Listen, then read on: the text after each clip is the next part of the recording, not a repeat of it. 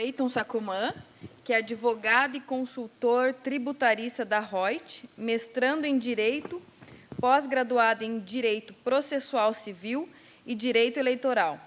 Já atuou para diversas empresas multinacionais de médio e grande porte no Brasil e nos Estados Unidos. E esteve à frente de renomadas empresas globais de consultoria, além de ter atuado como procurador-geral de municípios, com larga experiência em tributos indiretos. Boa tarde, pessoal.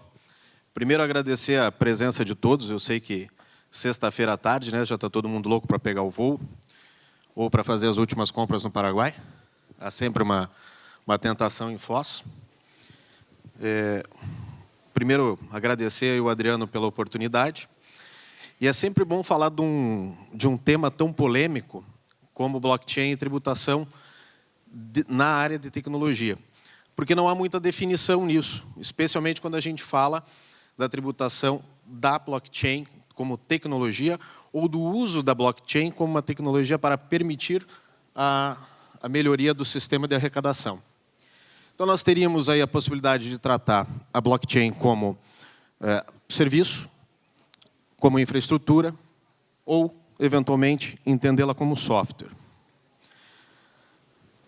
O que a blockchain hoje ela tem sido olhada pelo governo, ou pelos governos mundo afora, com bastante atenção? Não é só no campo da arrecadação.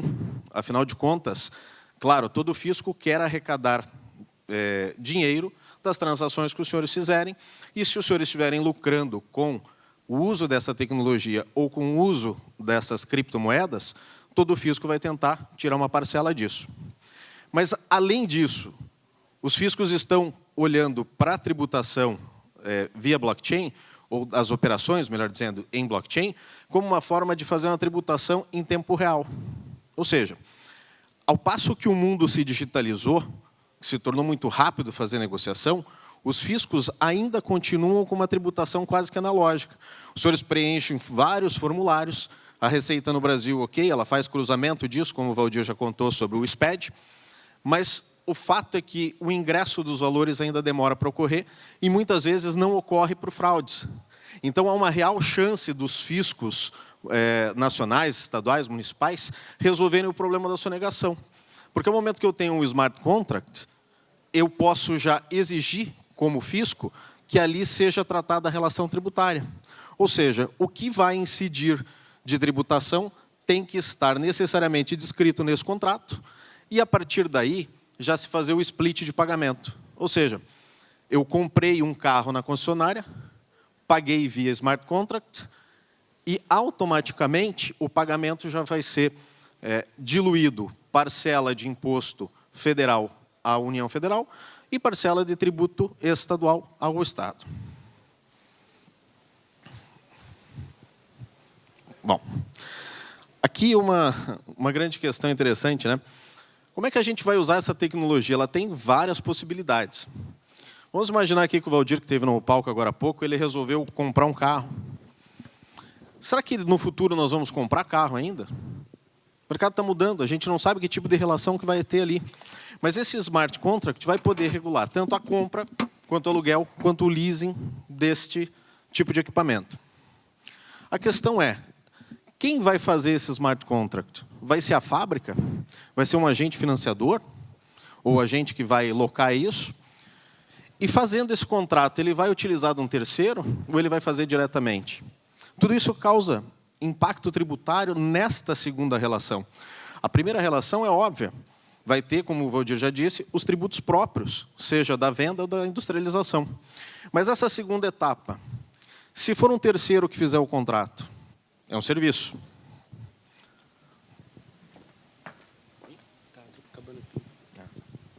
Alô? Melhor?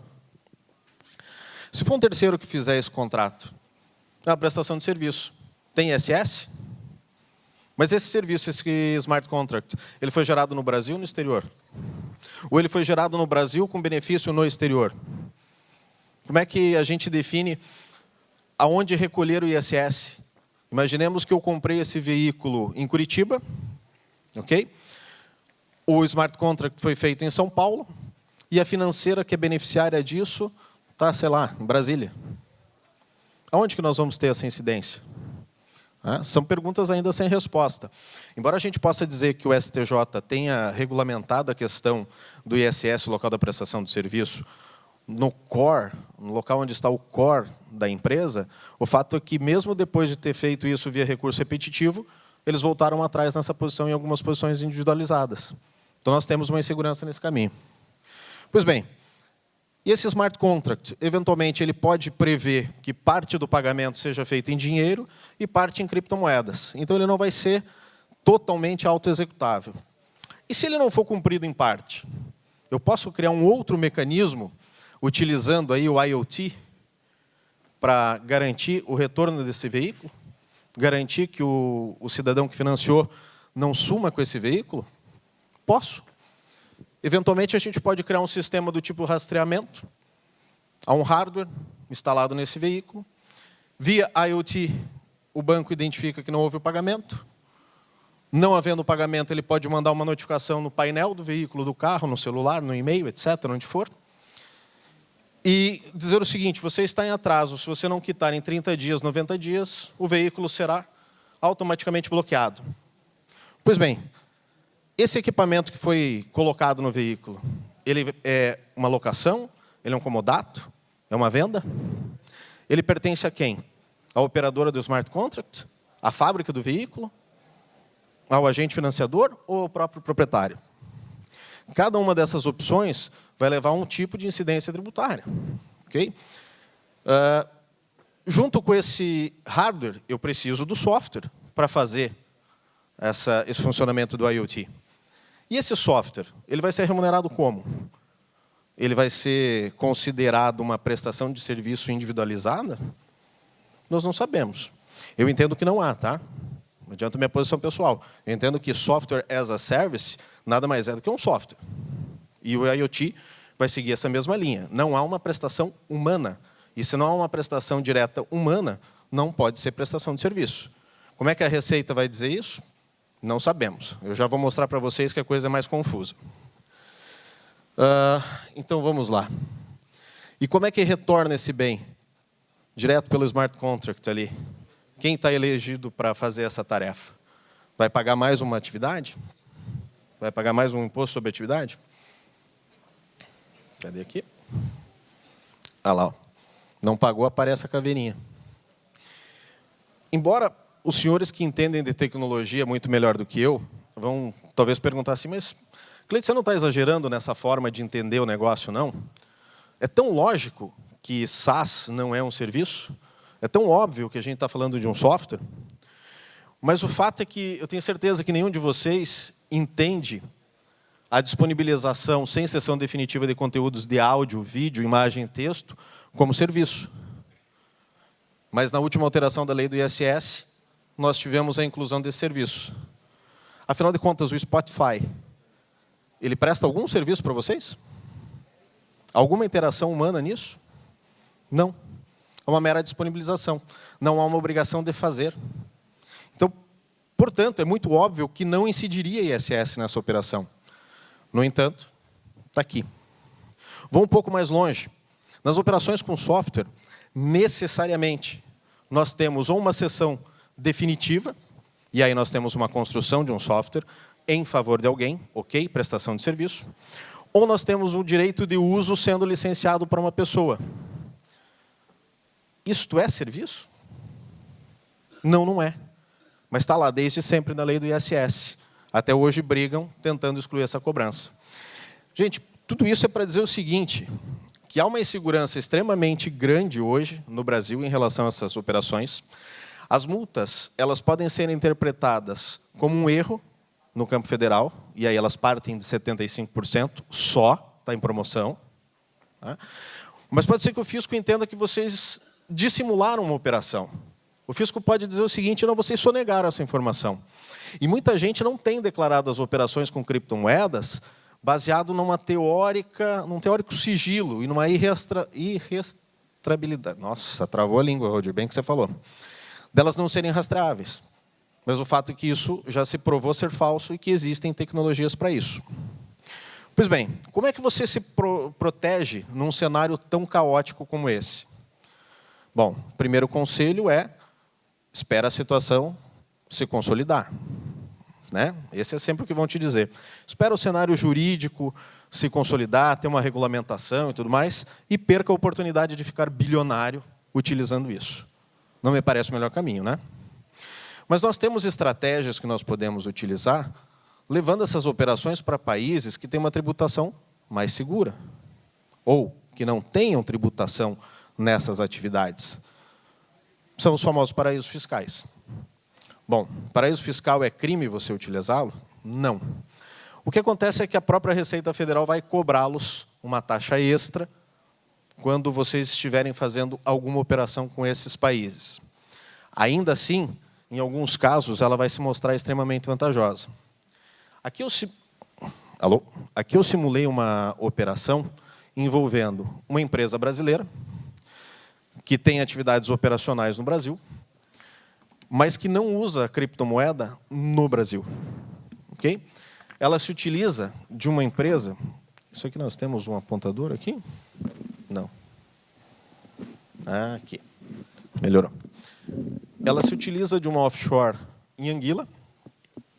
Essa offshore, então, faz todas as operações de criptomoedas, faz a parte de blockchain, isso tudo no exterior e, portanto, sujeita às leis daquele país.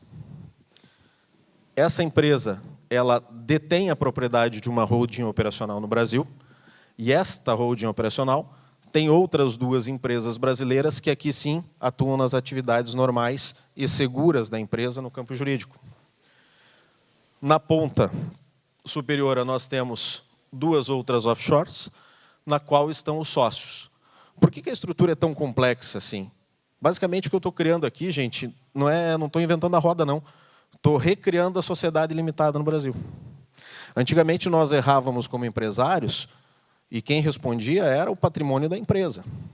Hoje, se vocês tiverem 10 milhões de patrimônio na empresa, não sonegarem nada, procurarem fazer tudo da maneira mais correta possível e tiverem reclamatórias trabalhistas que ultrapassem esse valor ou dívidas tributárias que ultrapassem esse valor e o fisco entenda que vocês agiram com excesso de poderes, o patrimônio de vocês vai responder.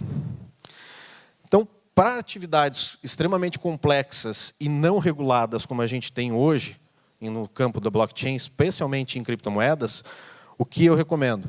Vamos recriar a sociedade limitada, colocando esta atividade fora do país, em países que tenham regulamentação mais específica, caso prefiram.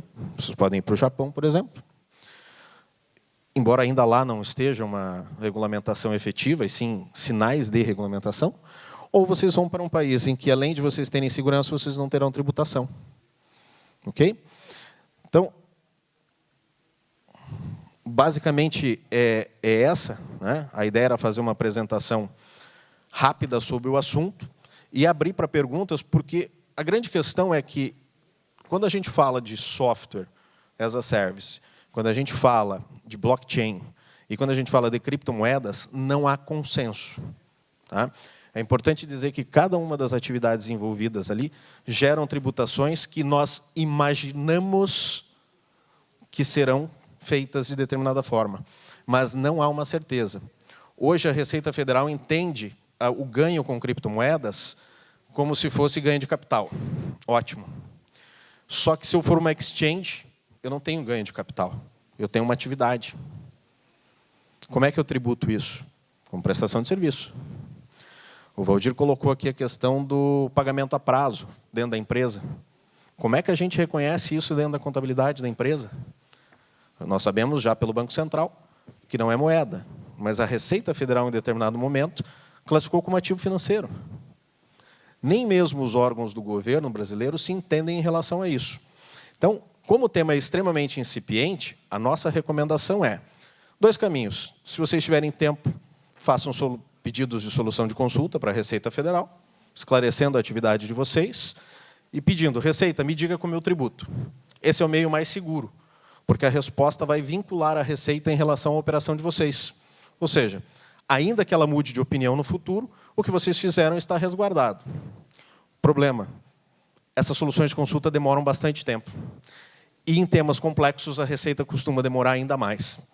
Então, vocês necessariamente, como empresários, vão ter que escolher correr o risco ou buscar uma alternativa como essa que eu passei para vocês aqui. Buscar fazer a estrutura fora do país para ter um pouquinho mais de segurança. Ok?